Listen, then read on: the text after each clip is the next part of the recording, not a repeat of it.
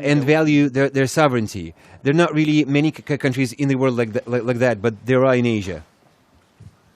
Mr. Putin, my question is about energy. Is Europe going to freeze this winter unless Russia signs an important agreement with Ukraine?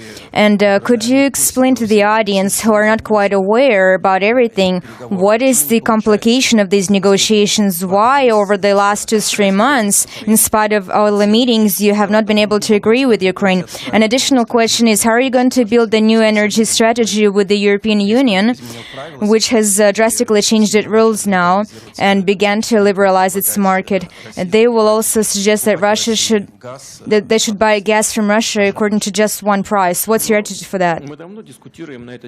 We've been debating this issue. I will start with the second half of your question. We've been debating this issue with our colleagues from the European Commission, this third energy package. This discussion has been there for a while. We believe this decision will be harmful for Europe. At first glance, it is liberalization and introducing the market to the energy sector. But in reality, that is not true, because oil trade has been liberalized already, because it is traded at the exchange, and the price is set by the stock exchange. But of course, you can affect it by boosting production.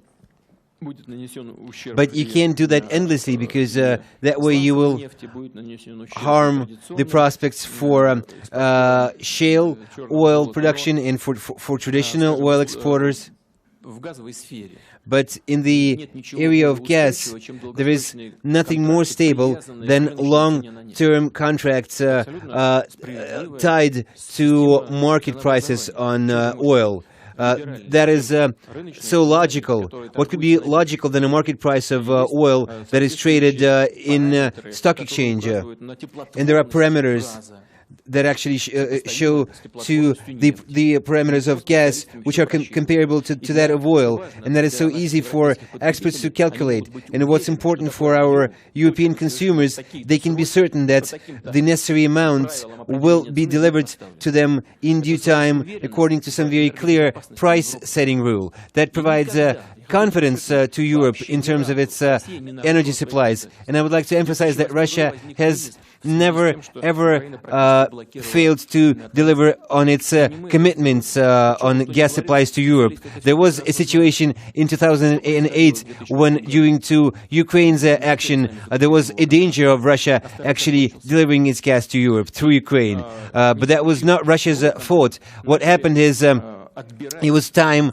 for Russia and Ukraine to sign a new gas supply contract. And before that was done, Ukrainians started to siphon some of Russia's gas from the transit gas pipeline that was meant for Europe. When we spotted that, first we sort of kept quiet, not wanting to make a fuss about it. But then we said that every day we will cut down the amount of gas we ship to Ukraine by the same volume that you managed to siphon, actually steal from us. If you steal 1 million cubic meters within a day, the next day we will deliver 1 million cubic meters gas less to you to compensate for that. So eventually it came to a zero, but that was not our fault. We cannot supply countries with gas free of charge. We cannot afford that. Now, as for the threats and what exists there, last year, as for the current gas dispute between Russia and Ukraine, there were arrears with Ukraine starting from the middle, from June of 2013, and they were just there was a problem with non-payment. They did not pay us, so we offered them a loan of $3 billion, and we promised them to bring down our prices below the minimum benchmark in the first quarter of this year. But we would only keep it this way in the second quarter, only if Ukraine would repay Russia for all of its arrears of 2013 and will pay diligently from now on this lowest gas price of $268.5 per cubic square meter. What Ukraine has done is failed to deliver on both those commitments, which is why Gazprom went to transferred to a contractual price as by the contract signed in 2009. That contract has never been put to doubt by anyone in Russia, Europe or Ukraine. It has been in effect through all these years. It was eventually signed. It was initially signed by the Tymoshenko government and the present-day government of Ukraine, including the Minister of Energy, Mr. Prodan. He was present at the signing. He knows it all. Now we find out that this contract is bad and that it needs to be replaced. Why? Because the Ukrainians don't want to pay us. We said to them, and now please listen, I want to reiterate all these figures. So, last year we issued $3 billion to Ukraine. This year, officially, Ukraine's official debt to Russia is already $5.6 billion. But we are ready to recalculate it in hindsight with a discount of $100 per cubic meter. But still, that would only bring down Ukraine's debt for last year to $4.5 billion. So our loan of $3 billion and this debt of $4.5, that gives us $7.5 billion. Besides that, Gazprom issued a loan of $1.4 billion to its customers in Ukraine. At the lowest price of 268.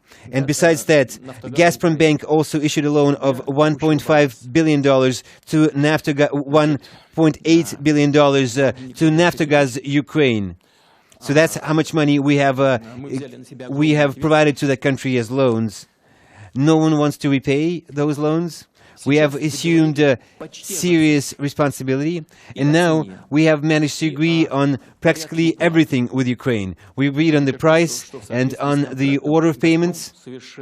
I would like to emphasize that, as per the contract, Gazprom has assumed the practice of prepayment in accordance with the contract. That is, we will only supply them as much gas as they pay us for in advance. Before that, previously, we used to first supply them gas and then wait for them to pay for it in a month's time. But since there was this problem of non-payment, we decided to adopt this practice of prepayment. And everyone agreed to that, including the US and the EU. But what our Ukrainian counterparts tell us, they say Ukraine has $3.1 billion to repay its debts to Russia. Not all those 4.5. They only have part of that, 3.1 billion. Russia theoretically could act stubbornly and say, no, we don't agree with that. I had to apply pressure on Gazprom, and I would like to apologize for all investors, including foreign investors. I had to apply some pressure on Gazprom and request them to agree to that. I said, let Ukraine pay at least 3.1 billion, and then you will get the rest of the money later. So they have 3.5 billion, and they tell us, either we pay you part of our debt, but then we will not be able to deliver you prepayment, or by your own choice, we will do prepayment to you for the gas we need, but then we will not be able to repay you for the existing debt, and we would like to ask you to extend our repayment periods until March or April next year. If we do that, I'm sure we will not get the money for the last month. I am absolutely certain of that. We've been there so many times before with Ukraine. So that is why we told Ukraine, no, we cannot do that. And the European Commission has proposed to us, and Mr. Oettinger publicly said that we could actually issue a loan to Ukraine or supply to them gas without prepayment. But that would be a way of a commodity loan in its own capacity, in its own right. And we told Ukraine and the EU we would not do that anymore. The overall volume of money provided to Ukraine as loans is about $11 billion. In January, Ukraine is supposed to receive another batch of money from the EU, and that is $3 billion. We said we all wanted Ukraine to receive that money. Let's just shift it from January to December. That's all. But our response was that the IMF has a very complicated procedure of decision-making, so that loan cannot be shifted to December. I asked the IMF to provide a bridge credit to Ukraine for just 1 month, because it was so obvious that Ukraine would get the money in January. The response was that the European Commission was not capable of making that decision. The procedure was very complex as well. I said, all right. Then you could give us a guarantee of some first-rate European bank, to support Ukraine's debt. They said, no, we can't do that. That is a very complicated process.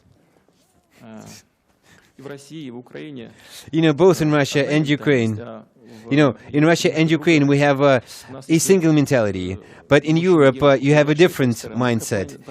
In Russia and Ukraine, if a male invites a woman to a restaurant, it's the guy who's paying, where in Europe everyone pays for themselves. But here, our situation is different between Russia and Ukraine.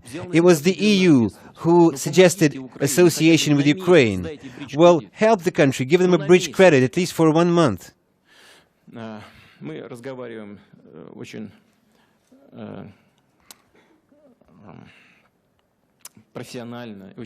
We have a very professional and well-meaning deliberations with our counterparts, both in the European Commission and in Ukraine. We have assumed great risks and responsibility, and we only see it as fair that we should share those risks with our European and American partners. As regards Ukraine's debt to us, why are you insulting that country with those meager 40 million of economic aid? That is just laughable. Give them $1.5 billion, at least for 1 month.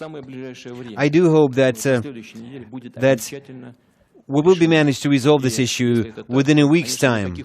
If that happens, of course, there will be no threats, and there can be no threats. But if we don't manage to resolve this issue, of course, there will be a threat, a potential factor of Ukraine illegally siphoning Russia's gas meant for its gas exports to Europe. In that case, we would have to shut off our gas supplies to Ukraine once again. But of course, we don't want that, and we seek to deliver on all of our commitments, on all of our supplies in due time as per contract.